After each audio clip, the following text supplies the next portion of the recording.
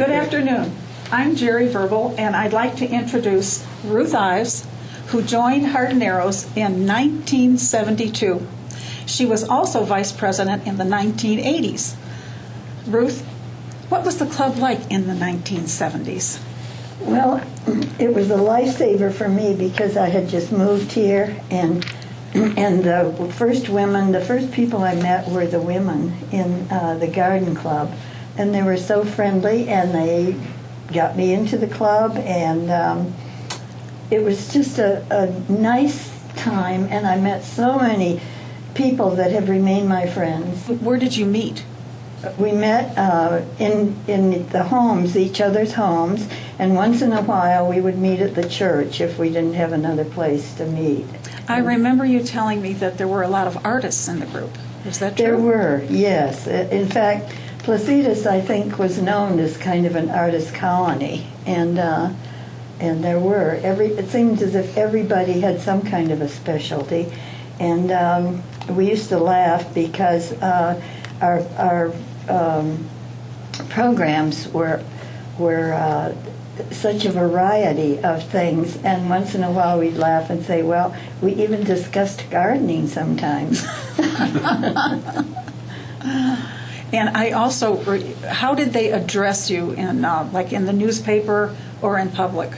We were noted as Mrs. and our husband's names, and I was known as Mrs. Charles Ives. Talk about the Bridge and Sherry Luncheon. Was it a fundraiser? Yes, it was a fundraiser for our charities, and they put it on once a year and invited the garden clubs from Albuquerque, and we had quite a crowd of people, and we met in the houses. We served a nice luncheon, and we had different tables. Some people would come with 3 other people and play bridge, and some people would play canasta and different card games. And we served a luncheon and sherry.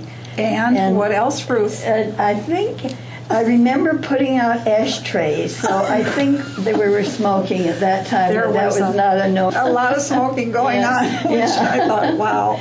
And, tell us a little bit about one of your fundraisers and what event it was for. We decided that we needed a fundraiser to support the new fire department, and so several of the members said, well, let's make a cookbook.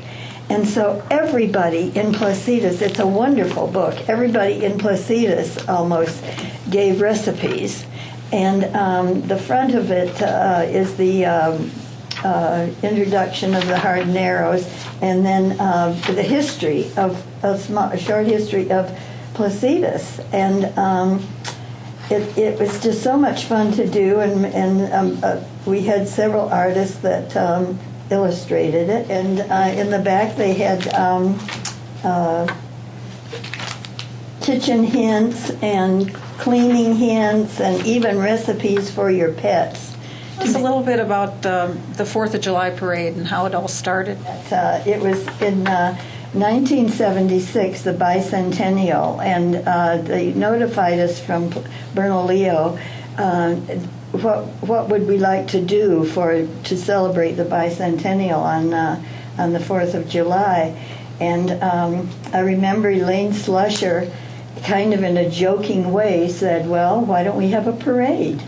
And we all jumped on that bandwagon right away and thought about doing a float. And so the garden club really instigated the parade for the 4th of July, which is still going on. We made a float. I remember Placitas was kind of a wine country, and so we made this float with an old wagon, and a little tractor was pulling it, and we covered ping pong balls with purple crepe paper and made big bunches of grapes, and we had one of the younger girls in the village paint her legs purple, and she laid in the bottom of the truck and kicked her legs. And then Elaine sent flyers all around to encourage people to join, to make their own floats, and to decorate the children to decorate their bicycles and their horses. And they even painted their horses, some of them. And at that point, we had a lot of horses in the area. And they had llamas too, didn't they? Yes, they had llamas, and it was just a fun time. And we encouraged and the street out here, the road out here, was just lined with people, and it just isn't. Now it's just something that they do every year. Thank you so much for sharing your memories with us, Ruth. Oh, It was a pleasure. it's a pleasure for me. All these memories are still so precious to me.